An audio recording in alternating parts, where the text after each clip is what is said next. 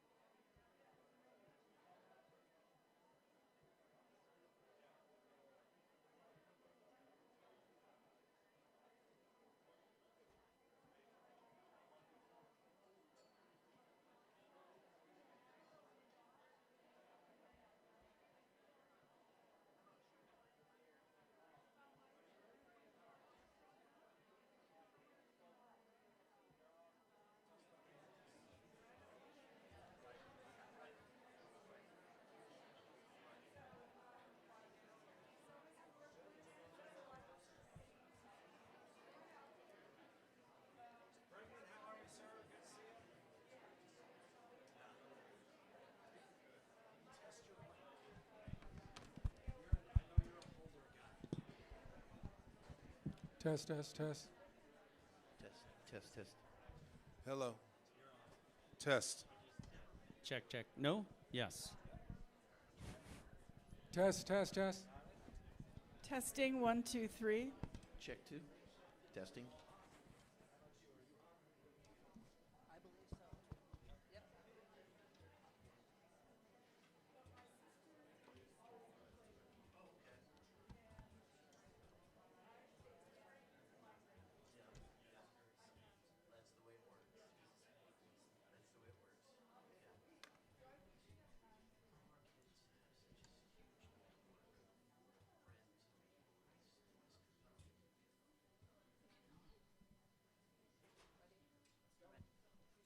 All right.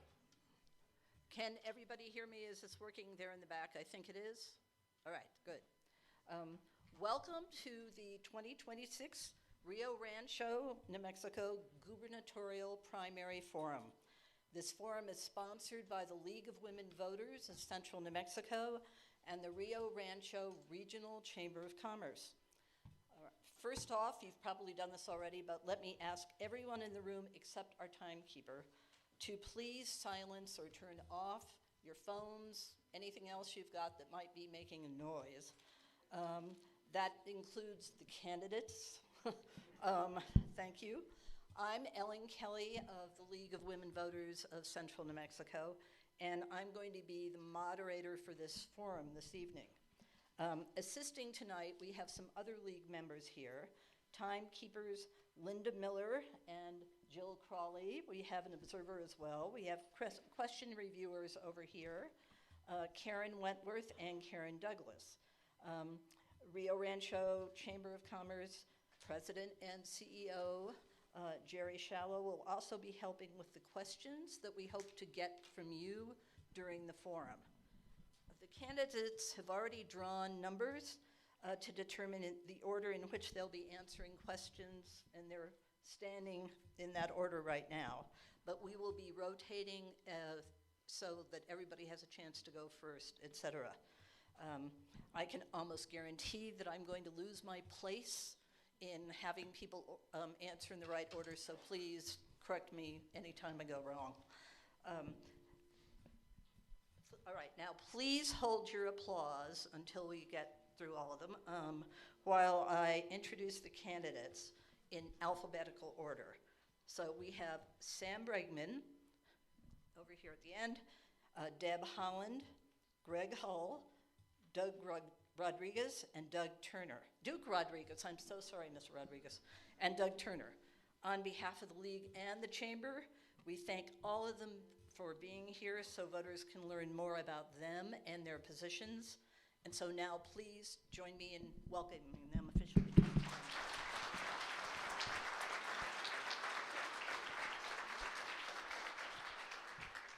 For those of you who are not familiar with the League of Women Voters, we're a nonpartisan nonprofit organization whose membership is open to both men and women, anybody over the age of 16. We were founded more than a century ago in 1920, about the time that women nationally got the right to vote. And our local chapter, the Central New Mexico chapter, began in the 1950s. A large part of the League's mission, I'm sorry, am I causing a lot of feedback here? Should I be, it's okay? All right. A large part of the League's mission is to encourage informed and active participation in government and to influence public policy through education and advocacy. We neither support nor oppose any particular candidate or any particular party. We are fiercely committed to voter education that allows people to become and remain informed and engaged voters. So we encourage you all to join our organization. And if I can make a plug for one of our flagship voter education products, by the end of next week in your local libraries and a lot of other offices and businesses, there will be the printed guide available free for all takers with candidate responses to questions that we've asked. So I would encourage you to look for that, and I can say a little bit more about that when we're done with talking to the candidates. So the rules and format for tonight's forum are as follows. First, each candidate will have 90 seconds to give opening remarks. Second, there will be questions for the candidates. Each candidate will get the same question as all the other candidates for each round. And each candidate will have the same time limit in order to answer that question. The response time for a question may vary depending upon the complexity of the question and the amount of time we have left in the forum. And I will be informing all the candidates and the timekeeper at the beginning of every question about how much time the candidates will have to answer. Some of the questions have been sent to our offices ahead of time based on the publicity that we did. We've gone through those. We've also come up with some based on our experience in past forums, but we also invite all of you to submit any questions that you'd like. What will happen is we'll screen them because some of them may have been covered already by other questions or what have you. We may not have time for all of them, but who's collecting the index cards? Okay, Mr. Shallow's over there, and I'm sorry, I don't know your name. Teresa is collecting them on this side. So if you need an index card or a pen or something, raise your hand, they can get them to you, and then give them back, and so to them, and they'll bring them up to us. I'm sorry? I'm getting there. Okay. We will only consider questions that would be applicable to all candidates, so we won't be asking any questions that are directed at just one or two candidates. Your questions should be short and to the point and should address only one issue. Now, you can submit more than one question if you want to, but please, one question per index card. And the chances of getting your questions answered will be higher if you submit them earlier in the forum rather than later. Our question reviewers will try and consolidate questions on the same topic and may rewrite them for clarity or focus. I may also use the initiative I have to try and rephrase questions as we go along. But because this is not a debate, there will not be any rebuttal by any of the candidates to answers provided by the other candidates. This is a forum rather than a debate. So candidates, please address your responses to the audience and do not attack, challenge, argue with, snipe at, they're making me say this, or question each other. You don't have to use all of your time for any response, and if you ask me to repeat a question, your allotted response time will start as soon as I begin restating the question. The questions asked tonight were reviewed and vetted only by the League of Women Voters and the Rio Rancho Regional Chamber of Commerce volunteers. The questions are not affiliated with any candidate. Neither the questions nor the issues have been shared with the candidates in advance of tonight's forum. All right, now audience, please respect the candidates and everybody else here and refrain from clapping, booing, applauding, or anything after, making any sort of reaction noises after any of the responses from any of the candidates. And now, finally, around 7:15, 7:20 or so, we will close the question and answer portion of the forum, and candidates will have up to 2 minutes to make closing statements. And then finally, I remind the candidates that our timekeepers are the most important people in the room, and please don't ignore them. Let's see, there are going to be warning cards at 30 seconds, 1 minute, and 30 seconds left, okay? All right, so let's start with the opening remarks. And Mr. Bregman, since you're number one, you get to go first. Well, thank you. Thank you to all of you who came out here. So a minute and 30 seconds, is that how long I have? Yeah. Well, thank you very much, the League of Women Voters. I am honored to be here. Obviously, I'm honored to have the opportunity to run for governor. I'm currently the district attorney in Albuquerque, as many of you know. I have raised 3 adult children in this wonderful state. I've been married to the same woman for 37 years, and I've really had a blessed opportunity to raise a family and have a successful career. I want you to know that I'm running because, as you all know, we face some real challenges in New Mexico. whether or not it's first in crime or 50th in education, a healthcare issue, not a healthcare issue, a healthcare crisis, and economic development and opportunity and affordability that we need to really jumpstart so that all of our kids, at the end of the day, have the opportunity here to succeed, have the opportunity here to grow a family, and really make a big difference for all of us in New Mexico when it comes to making sure our kids, our grandkids, have the opportunity they so desperately need. We deserve to have a safe community where our kids are educated, where we have affordable, accessible health care, and where everybody has an opportunity to do a good job. Thank you very much for having me tonight. I look forward to this. Thank you. All right. Next, number two, Mr. Turner. Yeah, my name is Doug Turner. Thank you for hosting this. I grew up with those voter guides, and they've been floating around my house, so thank you for all the work that you do. I am an Albuquerque businessman, and I built a company here that currently operates in 40 countries around the world. We work for the U.S. government. We work for NATO. We work formerly with USAID and Millennium Challenge Corporation. We do that from Albuquerque. So anybody who tells you you can't build a great business here doesn't know what they're talking about. I've got three. Boy, you scared me there for a minute. You gave me the 30-second mark. I'm doing this for my kids. I'm a single father of three. I've got a 19-year-old who's in college and two daughters at home, who I can tell you are not thrilled that I'm doing this because it's a big time suck, and I was just telling Sam about this. But I'm doing it really for their future, and really the future of all of our children and our grandchildren in this state. As Sam said, we are 50 in education. We're also the highest tax state in the region, which hinders our economic growth. We have a terrible crime problem with the revolving door that Sam probably can talk about more than I can. But the reality is that we have had these problems for a very, very long time, for 30 plus years. And if we don't come together as a state and as a community and elect somebody who can actually focus on solving these problems, we're going to have them in 30 more years. I look forward to talking to you this evening. Okay, Mr. Rodriguez. Obviously, my name is Duke Rodriguez. I've lived in this state 54 years. I can tell you the simplest sentence why I believe this is so important. And I think everyone will agree. New Mexico is not a poor state. We are absolutely a poorly run state. And I want you to think about that.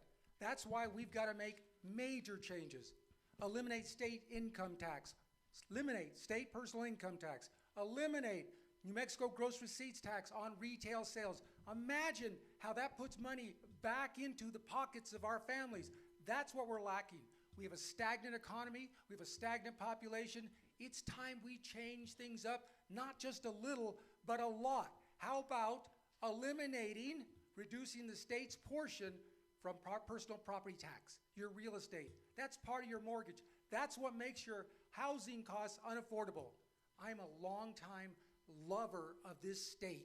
I grew up in Silver City Middle School. I went to high school in Alamogordo, former cabinet secretary under Governor Gary Johnson, and yes, I have his endorsement, former COO of a New York Stock Exchange company based in Albuquerque when we used to have successful companies. I love this state. I love this opportunity to be here, and let's hope for a wonderful night. Thank you very much. Ms. Holland. Thank you so much. I'm so happy to be here, and thank you, Mayor Hull, for welcoming us into your city.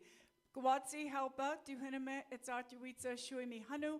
My name is Deb Holland. I'm a proud member of Laguna Pueblo, and I am proud to run for governor of New Mexico. Look, every New Mexican deserves to for their children to read sooner. They deserve to find access to quality health care, feel safe in their neighborhoods, and be able to afford to put food and on the table and have a roof over their children's head every month. But those things are seemingly out of reach for so many people. Affordable housing is in short supply. Grocery prices are going up. Gas is over $4 a gallon in some places across New Mexico. And so I feel very confident that New Mexico could use a leader who has the experience. I'm the only candidate who has managed one of the largest departments in the federal government, 70,000 people and an $18 billion budget. I know what it's like to pass laws. I was a member of Congress in District 1 and very proud to serve my country and my state in that capacity. I even implemented some laws that I had passed in Congress. I feel very grateful to have the opportunity to live in such a beautiful state. There's so many ways that we can build jobs, increase industry here, pay attention to our environment. Thank you so much. Okay, Mr. Hull?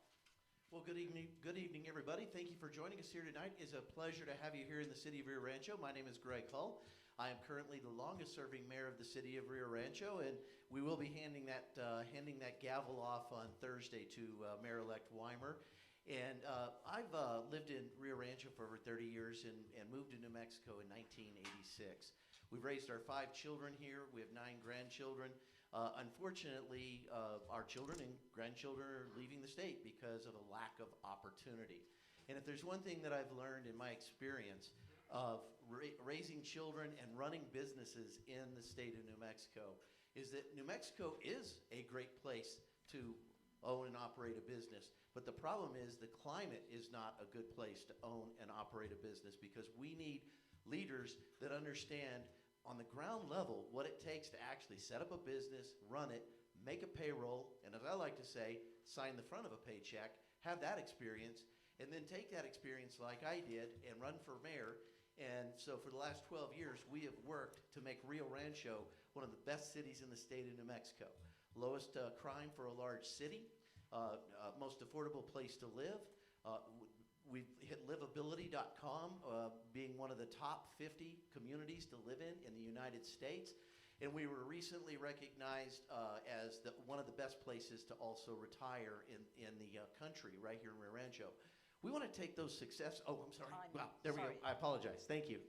Thank you very much. I got one over there. All right. Yeah, we couldn't do too much about that. I'll try to tilt it a little bit. All right. Starting with the questions then. Mr. Bregman is number 1. If elected, what would be 90 seconds? What would be your main priority as governor? 90 seconds? 90 seconds. Okay. So, listen, I've mentioned the 4 biggest priorities in my mind, and that is crime, education, healthcare, and economic development opportunity. But the biggest single priority, I think, for the future of the state of New Mexico is education. I don't think there's any doubt that we cannot continue to be 50th in education in this state. We cannot continue to lead the entire country in chronic absenteeism.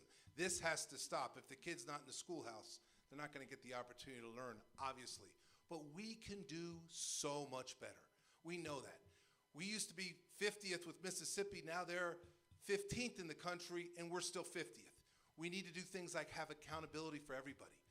For the school districts, for the administration, for our teachers. Yes, we need to support our teachers and pay them as much as we can and have great teachers, but we need to hold parents accountable and even the kids accountable. And when a first and second grader isn't up to that grade level, we need to rush in with PED, get them the help they need right away so that we don't end up in a situation where they're at 3rd grade, not reading at grade level. At 3rd grade, not doing math at that level. We need to have the super tutors, the master teachers go in from PED to help those failing schools, to help those classrooms that are falling behind. Education has to be a priority because we know that the future economy is going to require us to have a wonderfully educated workforce. Not everybody going to college, but everybody getting educated correctly, K through 12, so that they can go into trades, they can be engineers, they can be computer science scientists. We have so much opportunity in this state. We need to make sure we're educating our kids. Mr. Turner, what would your main priority be as governor? So at some point in this evening, it's all going to be one giant speech from all of us. I agree with Sam. Education is important, but I would make a far more macro observation. I think it's our children where we need to start with. You know, we look at what recently came out from our Attorney General regarding an analysis of CYFD, which says it's a moral disaster. You know, this is an agency where we have seen children die year after year after year, and yet nothing has happened. This is a problem that's been in place for 30 years. We have a juvenile justice problem, which I'm sure you deal with all the time. You know, we have kids who drop out of school, they end up with a gun, go to a skateboard park and shoot someone, and then they're on the front page of the Albuquerque Journal. These things have to stop. It's more than just parents. It's also management of the state agencies that we're talking about that are failing. Our education system is terrible. Mississippi, that Sam referenced, keeps back 10% of their third graders every single year because they can't read. We need to stop social promotion. We can't just promote kids throughout their school career because we end up with a workforce that nobody can hire. So if we don't focus on our children at all levels, we will continue to fail. We could have done this 30 years ago, and we have lost generations of people. My priority is children. Thank you. Mr. Rodriguez, 90 seconds on what your main priority would be as governor. It'll be very clear. I am not a politician. I like to believe that I am a statesman. The big difference between a politician and a statesman is these politicians are worried about their next election. I'm worried about our next generation. And if you think about what needs to be fixed, it's very simple. Number one, the economy. Fixing the economy in New Mexico, that stagnant economy, that stagnant population, will deal with the issues related to health care, to crime. If you don't fix the economy, you will not deal with poverty. If you don't fix the economy, you won't resolve the issues of dependency that we have in this state. The massive Medicaid program, the massive SNAP program, it all starts with having jobs, encouraging an environment of investment. And one of the biggest sins I've seen in this state over and over and over is we are so good at spending. And as a businessman, and I am the real businessman here, I can tell you it's not about spending, it's about investing. Making sure that every dollar that we put out, we get a return on investment. That's what makes a difference. If you want to deal with education, if you want to deal with mental health, if you want to deal with any of these issues, the core is to deal with New Mexico's economy. Thank you. Ms. Holland, what would your main priority be as the governor? Thank you so very much. As we're talking about education, I'm thinking about cleaning at my child's early childhood at her preschool because I couldn't afford to pay the bill. And I am so grateful that now parents can send their kids to a preschool and they don't have to clean at their child's preschool to make sure they have an early childhood education. I think education is definitely the key, and I'm so grateful for our governor and the legislature for making sure that this is a reality for our kids. Our kids need to read sooner. That's why I want to put reading coaches in the classrooms and make sure that teachers can identify kids that need the help so that we can make sure that they are ready to go on to the next grade. And that builds their confidence and helps them to do math as well. And look, parents, they do need to be able to afford a safe place for their children to read, roof over their head, a hot meal every day. All of these things are so intertwined. If parents have quality, accessible health care, then they won't miss days of work either. So I believe that we have to work on education, but we also have to worry about health care, affordability, affordable housing, and making sure that people feel safe in their communities. And I think as the next governor of New Mexico, I would do all of those things. Mr. Hull. Thank you. Well, I have to agree that education has to be a top priority because everything really rises and falls on a great education. But these are all very much tied together in a symbiotic nature. When you're not controlling crime, when you're not growing the economy, and when you're not providing the basic needs of individuals in the state, it's really hard for kids to get the appropriate education. We do have to stop social promotion. That's got to stop right off the bat. We cannot be graduating 12th graders that can't read. We can't be handing out a high school diploma. And as an employer, I've seen this actually happen when we've hired somebody and asked them just to read some basic materials and they couldn't do it. And so we've got to work on education, and that's going to take a lot of additional effort, making sure that come third grade, if you can't read and if you don't have the basic math skills, you've got to hold that kid back. You've got to hold them back and make sure that they're getting every opportunity to get the education that we're paying for. We're not underpaying for education. we're paying a lot of money in it. We're just not getting a good return on our investment. And so what we want to do is make sure that we hold not only the system accountable, but parents as well, because we have a chronic absenteeism problem in this state. So working across the board on education is what's going to really help us. That's going to be a top priority going right in there. It's got to be the number one thing. Thank you. The second question will start with Mr. Turner. Thank you, I appreciate that. And I think this will be another 90-second answer. So under what conditions, if any, should New Mexico give tax credits or other incentives to businesses in the state? You mean which tax credits? Tax incentives or tax credits or other incentives? I mean, look, I think that the state and municipalities, counties have an entire toolbox of incentives that they can provide to businesses, which doesn't require, the public actually paying for things.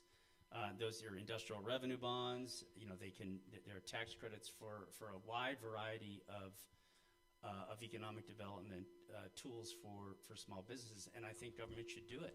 I think the problem we have is that people don't have the access that they need to those services. So as a small business person, if you want to try and get access to, let's say, an IRB, and you want to build a $3 or $4 or $5 million project, it's a pain in the neck to try and deal with an economic development department or an agency and have them walk you through on what you're supposed to do. The resources are available. I mean, we have a $72 billion surplus in the state, a permanent fund for $72 billion, and yet we can't find ways for economic development departments, certainly at the state level, to work hand in hand with small businesses to help them access these tools. I'm all in favor for tax credits as an economic development tool. I just think more small businesses need to have access to them. Okay. Mr. Rodriguez. I'm not a big believer in giving away the farm. I'm not a big supporter of giving tax credits away. We need to come from a position of strength. We have the most desirable state in the country, the second largest sovereign fund. We are well situated, plenty of sunshine. We have not done good economic development since Intel. Every other deal since then, we just go after headlines. Oh, we got Facebook. Oh, we're going after Project Jupiter. And remember what's lacking from those, which Intel did? They brought jobs. They gave that boost in the arm that created Rio Rancho. That's the kind of deals we should be making. Offer incentives that encourage them to create jobs in New Mexico. And I'm talking about, hear me out, desalination. If Project Jupiter wants to come to New Mexico, then I want 5 desalination. I want you to put water back into our system. I want you to generate cogeneration, meaning I want you to put power back in our grid. We need to come from a position of strength, not politicians wanting today's headline. Every deal should be a deal with a return on investment back to our citizens. Thank you. Ms. Holland, under what conditions, if any, should New Mexico give tax credits or other incentives to businesses in the state?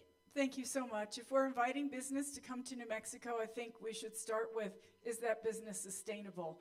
We don't have the water, we don't have millions of gallons of water to spend.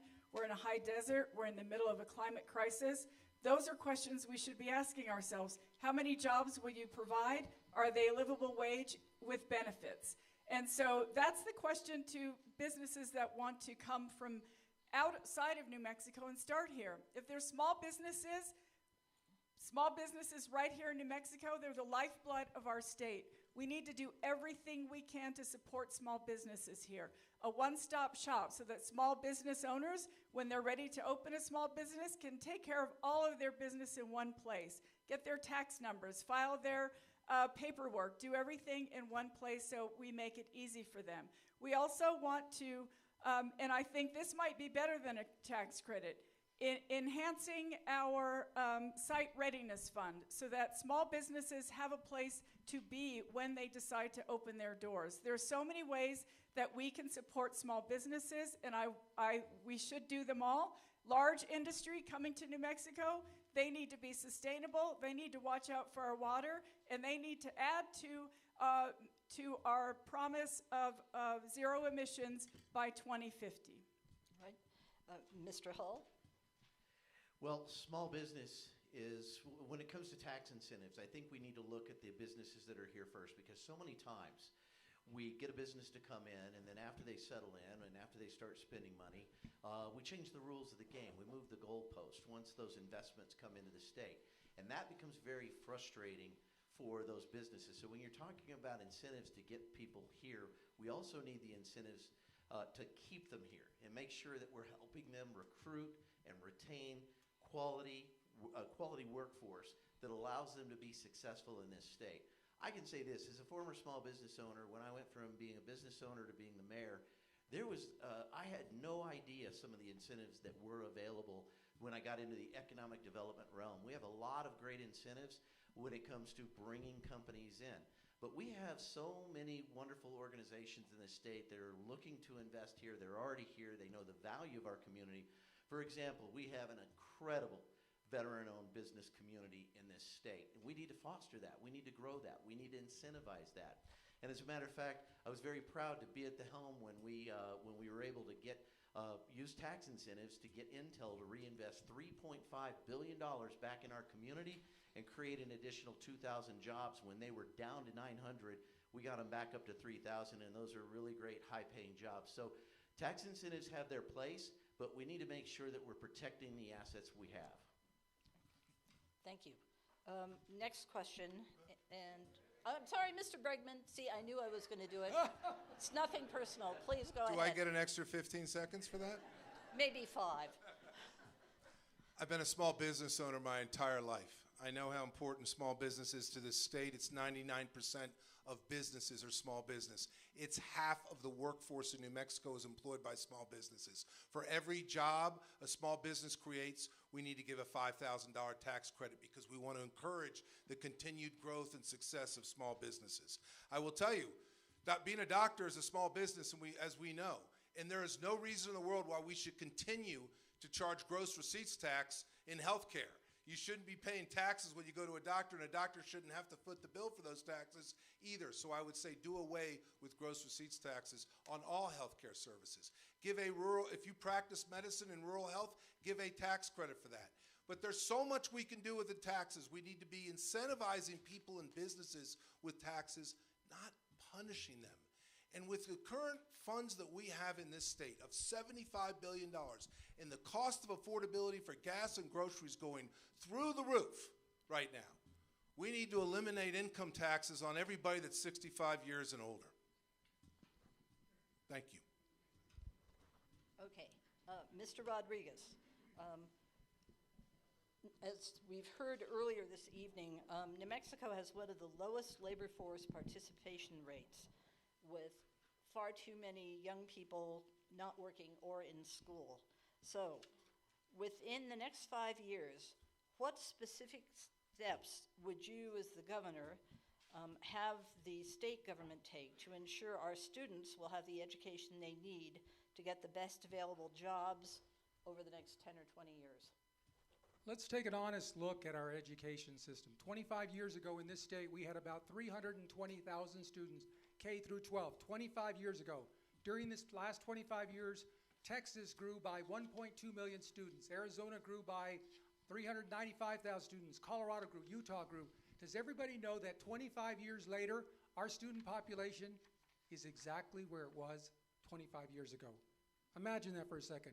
And 25 years ago, we spent about $2.5 billion for education. This year, we've set aside 4.2. The problem we have is we don't have accountability. The problem we have is we don't encourage the right activities at the right time. Do you all remember the days we had TVI? When we strongly encourage technical vocational education, we need to value that. When we went ahead and gave our students to have reasons to be in school, not to be bored, not to drop out, to participate in their future. We gave them arts programs. We gave them PE. We've got to go back to making education a positive experience. And the reason the way we do that, reward our teachers. You can't have better students without taking care of your teachers, which includes funding their pension plan. We have got to go back to the basics and make our students value their education, make the parents realize the importance, and build programs that prepare our students for the future. Thank you. Ms. Holland, within the next 5 years, what specific steps should you as the governor and state government take to ensure our students will have the education they need to get the best available jobs over the next 10 or 20 years? Thank you. First of all, not every single child wants to have a 4-year college degree. So we need to make opportunities available for all of our children. That's why I want to bring trades back to the schools in a big way. Start in middle school, help kids to realize their career path when they get to high school, hands-on training. When they graduate from high school, paid apprenticeships with one of our many labor unions here in the state. We need to make sure that our kids have opportunities above all. My child left to go live in New York. I know that many of our children leave New Mexico, and that's why our population growth isn't what it should be. We have a beautiful culture, tradition, history here in New Mexico. We need our kids to stay here so they can carry on that culture, tradition, and history. We need to make sure that we're inspiring students. We can do that with My Education Plan, helping kids to read sooner, making sure that kids have those opportunities. My Every Child Outdoors initiative, where every child can be outdoors hiking, camping during some of their school time with their science teachers, math teachers, art teachers. These are ways to inspire kids to know that their education is something that they should want to pursue. And I believe very strongly that if we help them to learn in K through 12, that they will see the opportunities that they have. Thank you. Mr. Hall, do you need the question again? No, I'm good. Thank Okay. you. When it comes to workforce development, we've worked on a great model right here in Rio Rancho. We work with the colleges, we work with the middle schools, we work with the grade schools, we work with the high schools, and then we talk to industry. And we get an idea of what industry is looking for. And then we tool those programs to meet those industry needs. For example, TVI, which is now C&M, is building a new facility right here in Rio Rancho that is a diesel EV training facility, because as new EVs come online, there's a big demand for mechanics for EVs down in the dealerships just down the hill. Those are really great paying jobs, and I know a lot of kids that love to put a wrench to something and fix stuff, but they might not want to sit through a 4 or 8 year college stint, and they want to just get right out of high school, get a certificate, and move on. So I'm going to be very, very focused on getting career technical education into all of our school districts. Any school district that wants it, we need to be a partner with that and make sure that we're meeting the needs of the workforce. You can't recruit businesses into the state, and you can't create opportunity if you do not have an educated, ready-to-go, mobilized workforce, and that starts with our kids right from first grade on up. Thank you. Mr. Bregman? Thank you. And as I said earlier, this has to be the priority in this state. We've got a lot of challenges and a lot of priorities, but this, as far as I'm concerned, is at the top of the list. Your education, the quality of your education should not be determined by the zip code that you live in. And we can do so much better in this area. Not everybody's going to be an engineer or a computer scientist. So we need to early on make sure we have the ability to set out career paths. AI isn't going to turn a wrench. We know that. We know that the jobs of the future, for example, the renewable jobs of the future with renewable energy, with wind and solar, the wind turbines are going to need technicians. The college in Tucumcari is teaching them that right now. But it's going to continue to grow and expand. And we need to make sure we have plenty of trade opportunities such as electricians, plumbers, and pipe fitters. I don't know if any of you have ever hired a plumber lately, but they make a pretty good living. You can support a family if you're a plumber. I know that. But we should make sure we have career paths available. And the economy of the future is going to be perfect if we get that done for our workforce. If we get that done, we have all the natural assets. We should be an energy leader in this entire country into the future. We have the ability to do it, but are we going to educate our kids in the way that makes sure that it happens? And I've been given the stop sign, so. All right, I'm done. Mr. Turner? You know, we have a lot of great technical programs in community colleges around the state here in Rio Rancho, in Albuquerque, in Lee County, that are geared towards particular industries in their areas. But when we look back at public schools and our public school system, we already have options. What we need is more of them. So for the last 15 years, I have been the board chairman of Public Charter Schools of New Mexico, and we are the leading charter school advocacy in the state. Charter schools are public schools, but they're public schools that are founded by advocates for certain types of things. If kids want to learn how to fly, there's a charter school right here on the west side of Albuquerque that teaches kids how to fly. If you want to be in architecture, there's a charter school for that. We have those choices all over New Mexico. And unlike our 50th ranking in traditional public education, we have some of the best charter schools in the United States right here in New Mexico. The reason is they offer choices. Choices to parents and choices to families on where their kids go to school. So my proposal is to actually change the legislation that created charter schools, because right now you can't replicate a charter school. If you have the best school that's a charter, you can't make another one. And I think we need to change that law to allow a great charter school to have 2 or 3, because the more opportunities that we have for kids to make choices into career paths that they want, the better their career choices will be. Thank you. All right, Ms. Holland, what are your top 3 budget priorities, and what would you reduce to eliminate or eliminate in order to fund your budget priorities? Thank you so very much. I think my highest priority, of course, would be education. As I mentioned, kids need to read sooner, and I think that is a priority that will help children all over New Mexico. I mean, look, we already have an education budget. I think that we just need to change our budget around so that it fits the priorities that we know we need. We need health care for New Mexicans. I want to move forward a public option, and members of the legislature also think that's a great idea. If we have healthier communities because we have a public option, people can access the health care they need, healthcare costs will go down because people will be healthier. And so I'm not altogether thinking that any of my priorities will cause us to break the bank. We just need to shift things around a little bit. Your budget determines your values. My values are making sure our children have a quality public education, making sure that New Mexicans can access affordable health care, that people feel safe in their communities, and that New Mexicans can afford to have a roof over their family's head and put a hot meal on the table every single day.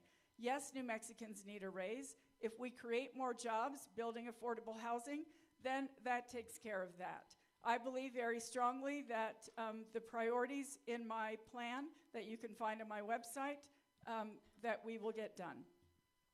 Thank you. Mr. Hull, what about your top 3 budget priorities, and what would you be willing to reduce or eliminate in order to fund those priorities?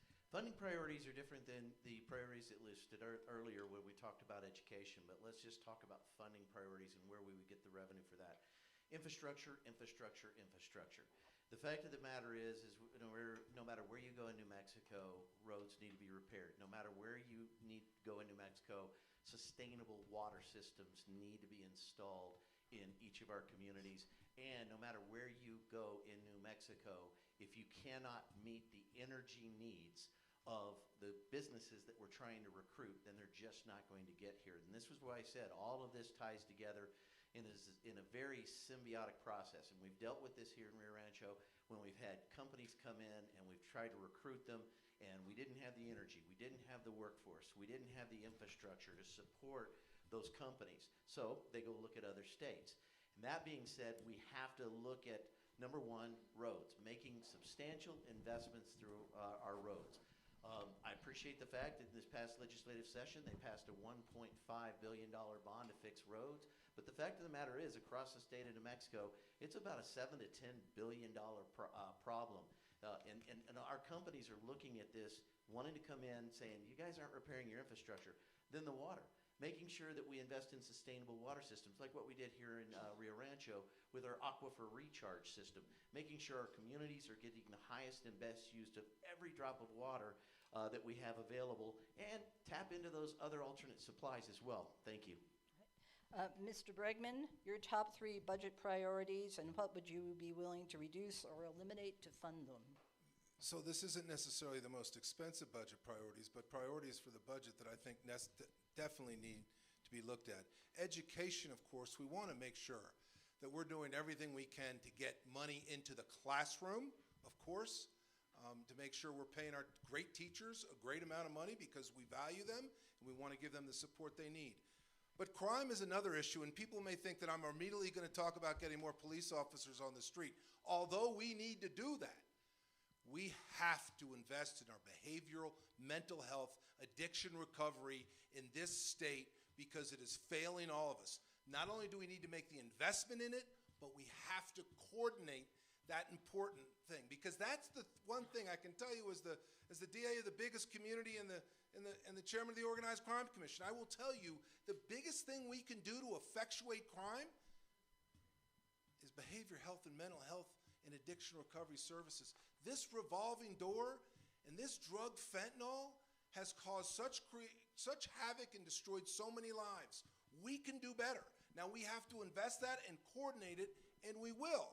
But that is a budget priority that has to be, of course, infrastructure is another one, and big part of infrastructure is water.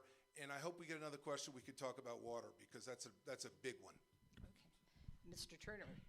I agree with Sam on mental health. I mean, our mental health infrastructure and system in this state was dismantled 8-9 years ago, and we can see it on the street. You know, homelessness is everywhere.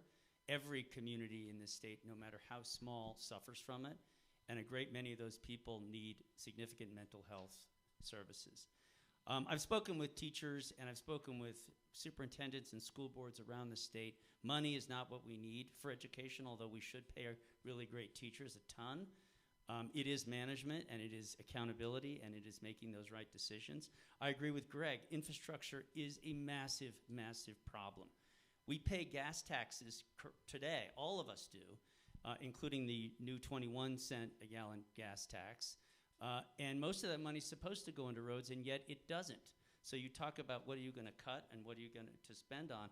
I think money that is taxed in this state for a particular purpose must go to that purpose. If we're taxing people on gas for roads, we should be paying for roads. And finally, I want to give a shout out to Democrat George Munoz in the legislature.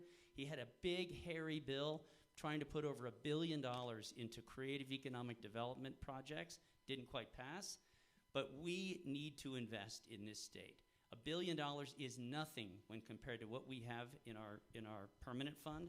We need to invest heavily. We need to take big flyers on cool things. Mr. Rodriguez. This is very simple for me. Number one, we have to deal and invest in the economy. Clear and simple, just the economy. And what that means, that creates jobs. That means infrastructure, fixing our roads that do need to be repaired. Let's talk about reducing taxes. All of that is under the simple umbrella of the economy, number one. Number two, healthcare. I am not talking about a single payer system. I'm talking about a healthcare system you can rely on that's actually there and available. Last year, UNMH lost $170 million. Dig this. Presbyterian over the last 3 years lost $1 billion. Your healthcare system is completely fragile and is at high risk. You need someone who's been in the healthcare industry their entire life, hiring doctors, running hospitals, running clinics, running insurance companies. Healthcare must be fixed, and it's not a single payer system. Number three, crime. And I agree with some of the comments here. Crime is so important, but we've got to be truthful with people why we have crime. Think about the intersection of four things. Poverty. When you fix the economy, you deal with poverty. When you fix healthcare, you deal with poverty. Poverty, education, a failing education system, guess what? Gives you crime. What about mental health? Absolutely. And addiction. Fix those things and crime will be reduced. Thank you. Mr. Hull, let's start with you on the next one. And if you want to stretch it to 2 minutes for these answers, that's fine. There has been a lot of publicity about the proposed federal Save America Act because of its provisions about voter identification requirements and documentation requirements. And as of March 30th, I think it was, there is a new executive order in place relating to mail-in ballots. Do you feel any state or federal measures are needed to improve procedures for voter registration or conducting elections in New Mexico? And if the answer is yes, which measures do you favor? Well, I think we need to take every opportunity that we can to make sure that our elections are safe and secure. The fact of the matter, in Rio Rancho, we have voter ID in our municipal elections. That allows us to identify who is supposed to be voting in our city for the elections that we have, whether that pertains to candidates, whether that pertains to bond issues, or property tax issues. Any of these issues that we vote on locally, charter amendments, anything like that, we want to make sure that somebody that is supposed to be voting in those elections is voting in those elections. So I think that if we take the steps to make sure that we secure our elections so that people believe that they are safe and that they are accurate and that they are fair, that we are electing the people that we're trying to elect, and that's not being influenced by outside individuals that come in. I'm a big fan of cleaning up the voter rolls and making sure that everybody on the voter roll actually still lives here or lives. Because the fact of the matter is, as a candidate, I've been outdoor knocking. And when I'm outdoor knocking, I've actually gone to doors where there's 5 registered voters there and the house is vacant. We need to clean up our voter rolls. We need to make sure that those things are accurate. And then if we are going to use a mail-in ballot system, it has to be just scrupulously watched over to make sure that it is accurate and safe and that you cannot add in additional ballots that nobody's aware of. So I'm a big fan of voter identification. I think if you want to vote in an election, you should prove who you are and make sure that you are who you say you are and when you cast that ballot so that we have fair and accurate elections. Mr. Bregman, do you feel any state or federal measures are needed to improve procedures either for voter registration or conducting elections in New Mexico? And if the answer is yes, what do you favor? I will tell you, I think I'm a big guy when it comes to the Constitution and the law. And I have to tell you that one of our most important rights that we have to have and we cherish, and it shows how important it is for the people right here in this room, the right to vote, and that's why you all are here. And I do not believe that I would do not support the federal SAVE Act. I think New Mexico is truly a shining star when it comes to the way we run elections. Not everything's perfect all the time, I get that. But overall, compared to many other places, and I can't speak specifically to a Rio Rancho precinct here or there, but overall, when it comes to timeliness of returns and when it comes to access to be able to register, New Mexico does it pretty darn well, pretty darn good. And the idea that we're going to let someone who's 75 years old, a Native American, a Navajo who's lived out on the Navajo Nation their entire lives, never had a driver's license, never had an ID, born right here, Native American, an American, and say, you know what, you don't get to vote because we don't see an ID. Come on. We're better than that. That, I believe, is wrong, and we can't stand for that. We have to stand up and we have to stand up and make sure everybody gets the chance to vote. And of course, if somebody's cheating and they get caught, we need to hold them accountable. That's what it's all about. So I don't agree with this push now to make everybody show up with an ID. I don't agree with it at all. Thank you. Mr. Turner, do you feel any state or federal measures are needed to improve the procedures for registration or conducting elections in New Mexico? So, I've spent a lot of time in a lot of other countries, some gnarly ones. And every single country I've been in requires that citizens who vote show ID. They do, When I was, in my 20s, Blockbuster Video, everyone probably remembers Blockbuster. Like, to rent a video, I had to show an ID. I couldn't just give a credit card, but I had to give them an ID. So I actually do believe that people should show an ID, and I show my ID whether they ask for it or not. I think we live in an amazing country with amazing ballot access, and I don't think we should be doing anything to restrict people's ballot access, but I do think it's fairly simple procedure to do, and quite frankly, right now when people get their driver's license, they get registered. So there's no disenfranchisement from people, registering to vote, and so I support showing an ID to vote. Mr. Rodriguez, do you need the question again? I'm fine, thank you. I agree with what Doug was saying, and I find it amusing that we're even debating showing an ID. We all know what goes on. You go to Costco. I travel internationally. I go to state. I travel probably more than most people. I have no shame in providing my ID. It's a reasonable precaution.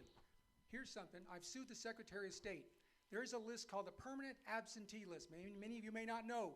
We have a permanent absentee list that ballots go out every year, every cycle. If you look at the list, there are individuals on there who are 118 years old. Who in this room believes that they're really on the rolls? If you add up simply the number of registered Democrats, the number of registered Republicans, and the independents, you get to about 1.4 million. We know how many adults we have, a total population in New Mexico at about 2.1. Remove the children under 18. We know that leaves a pool about 1.6, 1.7. Does anyone in this room believe that there are 95% of potential adults registered? Give me a break. We don't purge the records. We like them to be out there because it's convenient. Asking for an ID is an honest, honorable thing. It's okay. Ms. Holland. I'm okay on the question. Thank you so much. So I'm right now thinking about a veteran called Miguel Trujillo, who came home from fighting World War II in the Pacific Theater, a Marine, like my dad, to find out that he couldn't vote in state elections because Native Americans couldn't vote until 1948. That's the reason I got into politics. That's the reason I started organizing in Native American communities across the state, because we're behind. We haven't voted when everyone else could vote. We've had to struggle. We've had to fight to remove obstacles so that we could vote.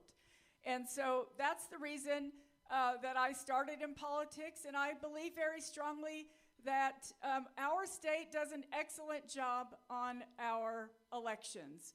When you go to register to vote, you prove your identity then. You prove your identity. You shouldn't have to keep proving it over and over and over again. And this is one thing that I agree with my opponent on. There are a lot of Native Americans in those communities who don't even have a birth certificate. They don't have IDs. They don't drive. They don't have cars. It would be unfair for us to now put obstacles in front of people to vote. And furthermore, we do not need federal agents at any of our polling locations. We can get along just fine. We have laws here that protect voters. We have laws that remove obstacles. We have laws that help people to be able to vote. I agree wholeheartedly with the system we have now. New Mexico, we don't have voter fraud in the state. 1 or 2 cases, perhaps. But people, I am dead serious. We have an excellent Secretary of State who follows the law, who ensures that the laws are followed. And if we right now say that people need to produce IDs to go and vote, it would be very difficult for a lot of people to do that. Thank you. We've already heard some discussion this evening about some of the legislation and changes that have been made pertaining to medical malpractice and trying to get more healthcare providers in the state and in more of the state. Which steps, Mr. Bregman, in 90 seconds, which state government steps, let me try it again, which state government steps would you support to improve the situation, both in terms of urban and rural areas? I mentioned some of them, but let me mention them again to you all. When it comes to health care, and we're the only state in the union losing doctors. Everybody wants more doctors. We're the only one losing doctors. The medical malpractice legislation that the governor signed is an important first step. But don't think for 1 minute that the door's open and now doctors are going to rush into the state. We need to do a lot more, and we need to have a sense of urgency about making sure we shore this issue up, because it's not just doctors, it's 6,000 nurses that we're short of as well. Number one, we need to join every single interstate compact. We only joined 2 out of 11. Number two, we need to absolutely eliminate gross receipts tax on medical services. We're only one of 2 states. Hawaii is the other one.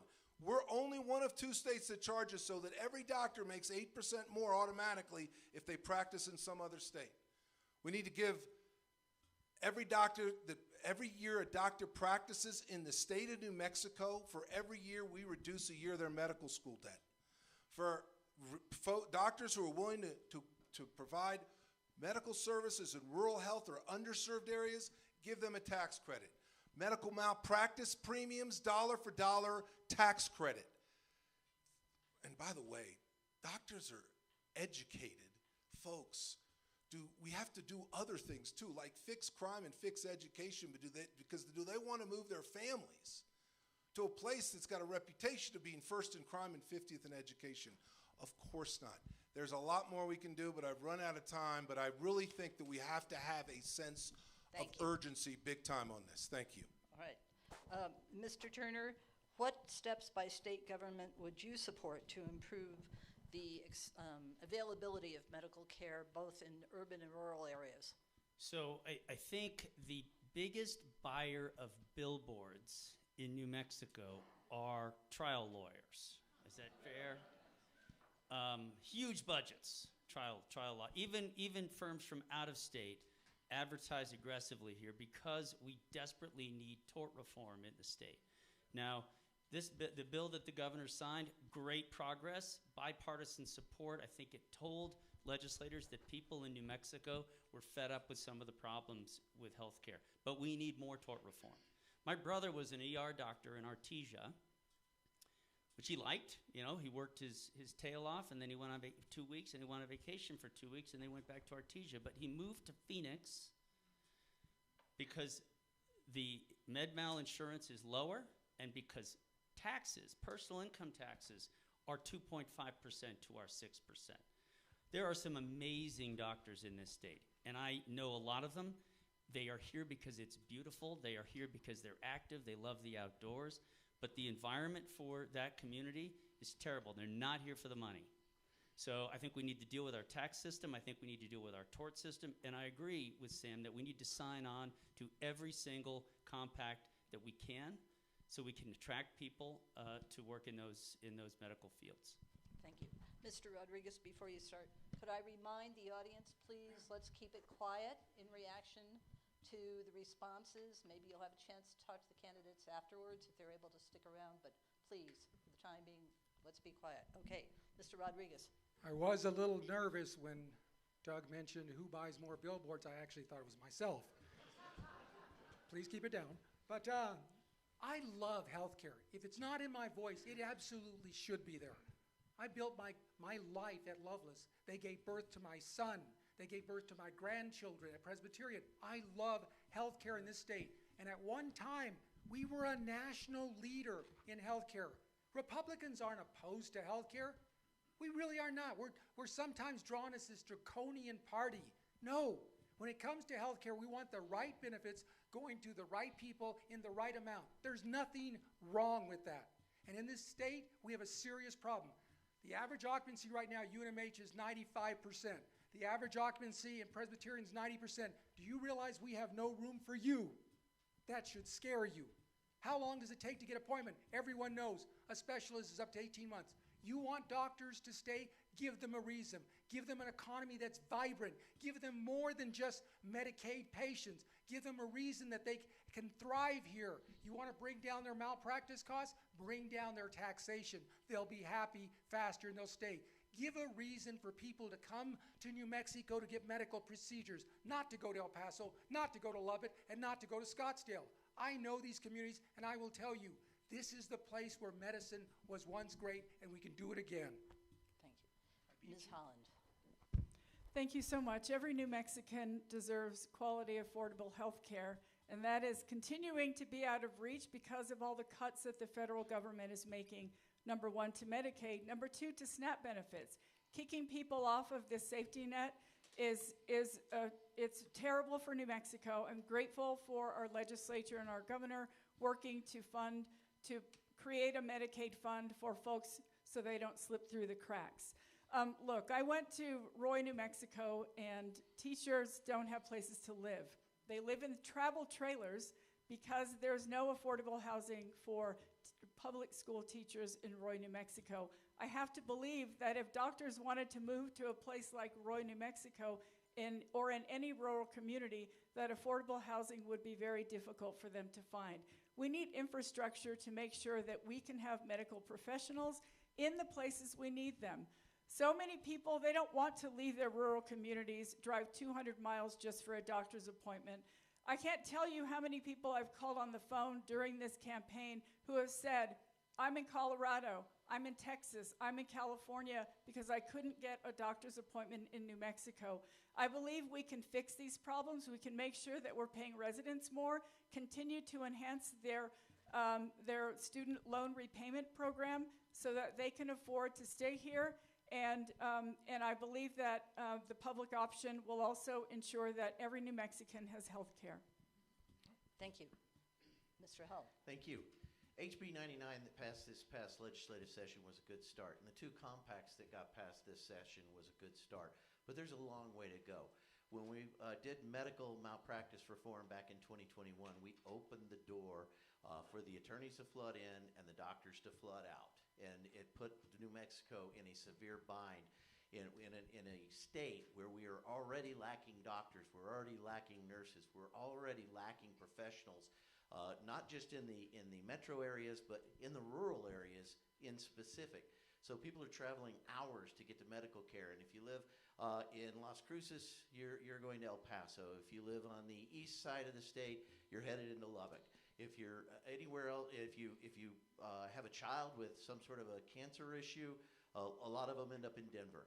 And that's because we're not doing the things that we need to recruit and retain those doctors here. Big first step here. After we did get medical malpractice reform started, and I'll emphasize started, we've got a long way to go to rebuild the trust with the medical community that we're not going to pass another bill in the future that will open that door again and allow them to be sued into oblivion.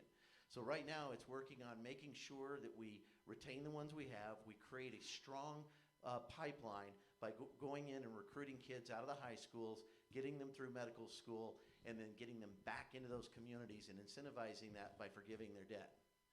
Thank you. Mr. Turner, what additional steps would you want New Mexico's state government to take to help our citizens feel it's safe to live here and to improve our poor public safety reputation outside the state? Wow. Let's make this a 2-minute answer. Well, I don't know if it needs 2 minutes, but you know, I think to change the perception of people outside the state of what's happening inside the state, we have to change what's happening inside the state. So, you know, what I hear from law enforcement around the state is that it's not an issue of having enough police officers. Maybe we need some here in Bernalillo County, Sam, but most folks I hear tell me that the biggest problem that they have is that they're arresting the same group of people over and over again. Over and over again. So people are arrested, they get arraigned, they get kicked out, and this is largely due to the 2016 Bail Reform Act here in the state, which I think there are a lot of problems with and I think needs to be addressed, where people who are arrested of violent crimes should stay in jail until they are tried and hopefully convicted. About a month ago, I was walking my dogs down by Tingley Beach in Albuquerque, and a guy was actually shot about 20 feet from me in the park while kids were playing. You know, PD was on site in a couple of minutes. The fire department was there. And what the detective said to me was, this guy has probably shot someone out of his car window before. So we need to stop that revolving door. And thank you. Mr. Rodriguez. I just want to cover it one more time about crime. If we are serious about crime, yes, it's about law enforcement. It's about having enough police officers out there. But keep in mind, again, we will never fix crime in this problem until we deal with poverty. Unless we reduce poverty and give people a reason to behave and do the right things, we will continue to have crime. If we don't deal with a failing education system, you will have crime. If you don't deal with, as my colleagues have said, mental health and addiction, you will have crime. But let's look at the facts, what we've done with that revolving door. When Gary Johnson was governor, we had an average census inmates in this population about 10,000. Do you know today it's 5,000? You can't tell me that people are just behaving better. We just don't hold people accountable. I was once the chairperson of the Juvenile Justice Board. The first meeting I went to, they brought me a stack of 40 files, and I thought my job was to basically administer each of these children, these young people, and see which ones get parole. They told me, no, Duke, that's not what we do. Your job is to get these 40 released so that we can make room for 40 more, okay? We just simply have to enforce the law. If you do the crime, I'm sorry, you do the time. Ms. Holland. Thank you so much.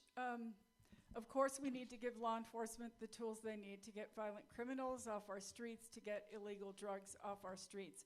I've had a number of law enforcement roundtables. They tell me that we need more after-school programs also, so our children can be supervised when they get out of school.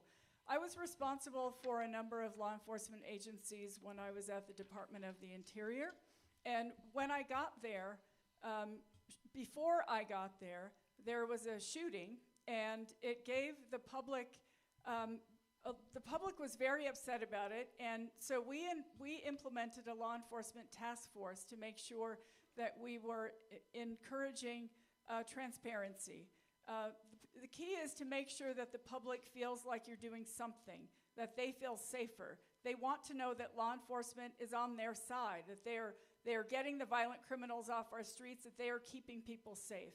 And so I want to also implement an Office of Community Safety so that law enforcement can do what they're trained for, and that is taking the violent criminals off our streets and leaving the behavioral health calls for professionals, social workers and behavioral health professionals, so that they can answer those calls, and law enforcement isn't trying to do a job that they aren't trained for. We also need to make sure that we can bring retired law enforcement back and do the... Sorry, but thank you. Mr. Hull. Yes, and I will ask you to go ahead and repeat the question on this one, because that was a pretty long question. It was sort of a long question, and let me see if I can find it again. All right. What additional steps would you want New Mexico state government to take to help the state citizens feel it's safe to live here and to improve our poor public safety reputation outside the state? Thank you. If you want to improve the poor public safety reputation outside the state, and trust me when I say I've dealt with this when it comes to economic development, and companies are looking to move here, and they say, yeah, we don't want to bring our families here because we don't know that they're going to be safe. We don't know that they're going to get a good education. So the fact of the matter is we have to make heavy investments in law enforcement, and we are in need of additional officers. When you look at some of the deficiencies throughout the state and where some of the problems are happening, for example, down in Hidalgo County, they have 5 sheriff officers that are trying to cover that entire county. They need help because they're right down there. They're on the border. And when you think about up in Espanola, they're on a very limited budget. They need a lot of help there. And that's why they did not have the resources to hire the police officers that they need. And the governor deployed the National Guard into Rio Arriba County because these are things that they're having to do to overcome the deficiency in the number of officers that we have on the street. Very proud of the fact that Rio Rancho is rated the #1 safest city in the state with a population over 30,000. And that has been year over year for the last 10 years because we have invested heavily in public safety. And you fix the perception by fixing the problem. It's pretty simple. If the problem doesn't exist, people don't perceive it because it's not there. So invest in our law enforcement. We more than doubled our budget into our law enforcement in Rio Rancho, and we've seen the results from the investments. And Mr. Bregman. Yesterday, APD arrested a 17-year-old juvenile for murder of a 19-year-old. In my office, we've indicted 77 juveniles for murder in the last 3 years. It makes me sick to my stomach. And we can do so much better. We have a children's code, for example, that has not been updated since before the iPhone was even invented, before 1993. A lot's changed out on the streets. A lot's changed for our kids. I'm focusing on juvenile justice because overall what happens in my office with 25,000 cases a year come across my desk, I can tell you this. Overall, it's not anywhere near acceptable. Overall, violent crime and property crime is starting to come down, but juvenile crime is going right like this. Juvenile violent crime is going right like this. We're going to lose thousands of kids to either death or imprisonment if we don't get our act together on this. This is really critical if you want to talk about the future of New Mexico. Crime in general, behavior health, mental health, addiction recovery, like I said earlier, more cops on the street, absolutely have to do that. Community-based policing works. If you see a cop going up and down your street, you feel a little safer, and you are a little safer. We know that. We can do better. When police departments collaborate, when state agencies and local agencies and state agencies and federal agencies collaborate, what a difference that makes. We've run operations out of my office. Sorry. And okay, I'm done. All right, sorry. Just getting started. All right, we'll go now. I mean, we have lots of questions we haven't been able to address, and I want to thank everybody in the audience who submitted questions. A lot of them were the same as the questions we already had that we haven't been able to ask, but we're running out of time, and so let's go to the closing statements, and Mr. Rodriguez, since you're in the middle, let's have you start. 2 minutes. 2 minutes. Obviously, you've heard a lot tonight, and I want to thank you for showing up. Let me make it very simple. The final question you have to walk away is electability. Who do you want in that November decision? Who is the most likely person that you need to serve for basically the next decade? We all know what the major issues are: healthcare, crime, the economy. I'm going to commit to those, and you know that they're true. But I also want you to get real honest with yourself. We have 2 races going on in the state right now. On the Democrat side, I'm not going to offend anyone, but we generally know who's going to be the nominee for the Democrats. It's very highly likely I'm not going to offend anyone else. That's okay. But on the Republican side, you're going to have to decide who can challenge the strongest Democrat candidate, who can actually challenge, and more importantly, not just do well, not stay within 6 percentage points, but win. That's it. Republicans keep wondering why we don't do well. We don't win. And you cannot what? You cannot legislate, you cannot govern unless you have that office. You cannot exercise that veto pen. You cannot make sure that we control the Democrats from just spending, spending, and spending. You cannot stop building abortion clinics unless you are the governor. And I want to challenge everyone in this room. When you make that decision, this primary, choose the candidate that can win in November. Thank you very much. Mrs. Holland. Thank you so much. My name is Deb Holland. I started my political career at organizing here in New Mexico, making sure that people had an opportunity to register to vote and vote.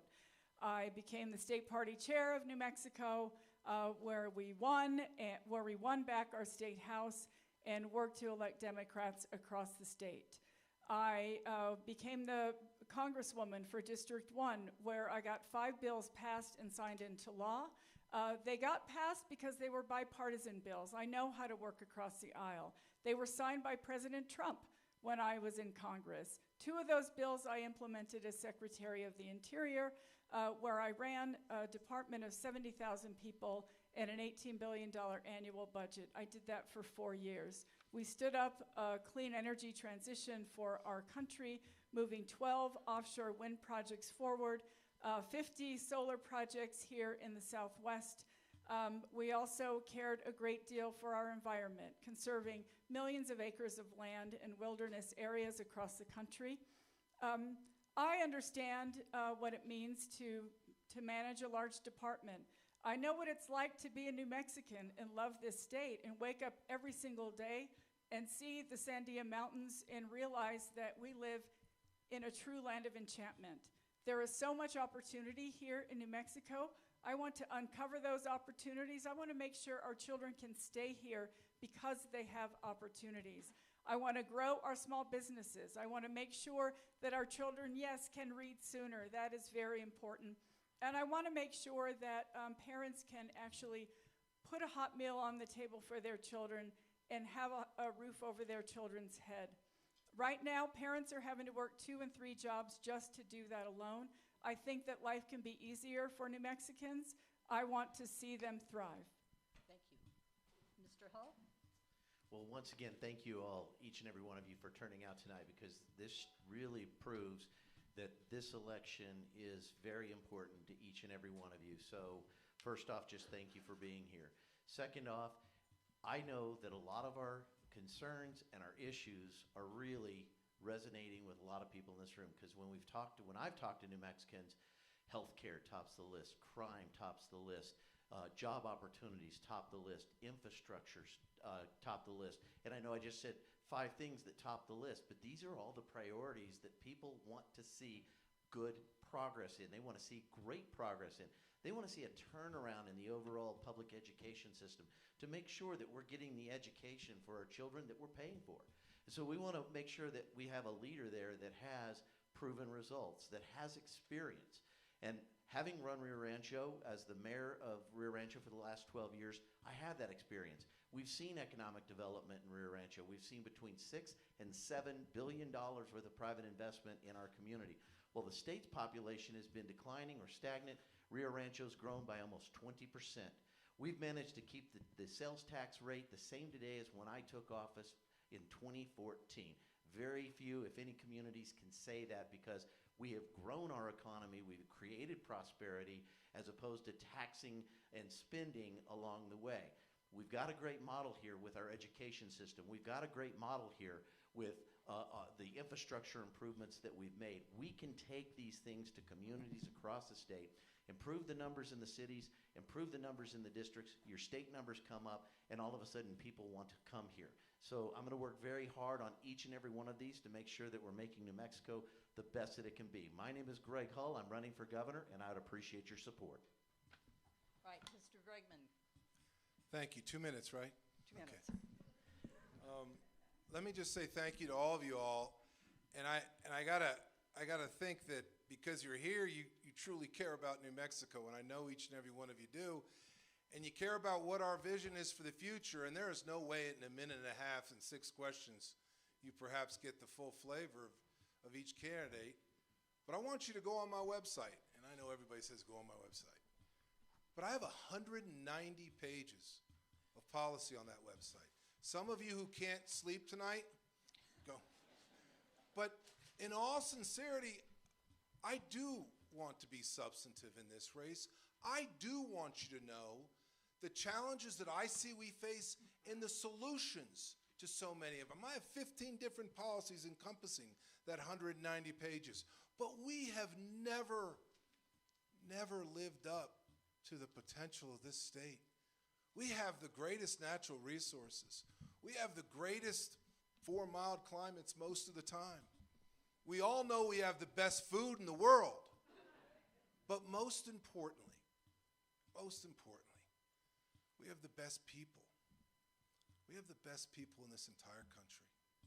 And we owe it to all of ourselves to make sure we choose a leader so that our people can continue on to the next generations, to have a place where they can prosper and be safe in their neighborhood, to have a place where they can get an education that they so rightfully deserve, so they can have a healthcare system where my 88-year-old mother doesn't have to wait 4 months for a doctor's appointment, to have an economic, diversified economy, whether or not it's the energy economy, whether or not it's the high-tech corridor that should be built from Los Alamos to the border. We can do all these things and provide great jobs for our family. We can be the New Mexico that we all dream of. We need to get the leadership right, and we need to have someone who gets things done. Time. And that's what I'm going to do for you all. Thank you. Thank you. All right, and Mr. Turner.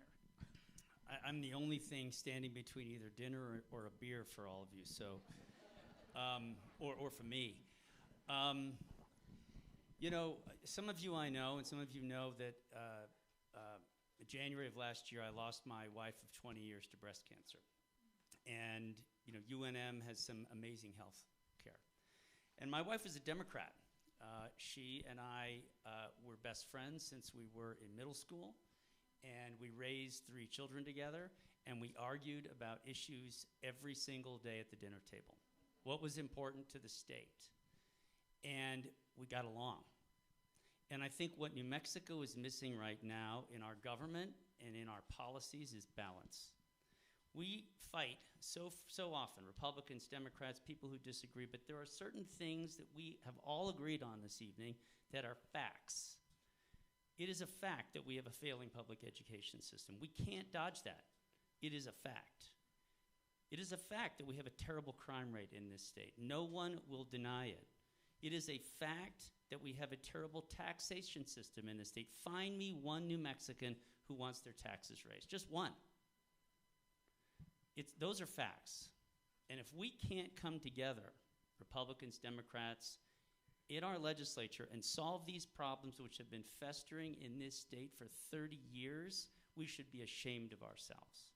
I am running for governor because I'm tired of being last in all of these things that matter. I'm tired of being last for our children. I'm tired of being last in our taxation system. We are competing against states that we can't compete against. And I'm tired of being last when it comes to our economic growth and to the future of our state. I'm bullish on this state. We have had Republicans and Democrats. We trade places all the time. But I think together we can solve what ails this state, and we can move forward and prosper. Thank you. Thank you. Thanks to everybody here in the audience. Great turnout.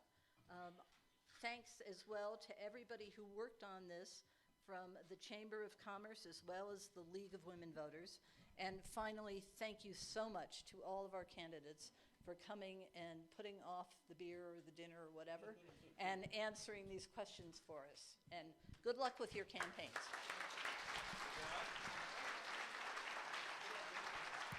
And don't forget to vote. One additional item is if you have some folks that missed out on this event, the Chamber will have it on its website for your review so you can share it with other folks so you can make a qualified decision. Thank you.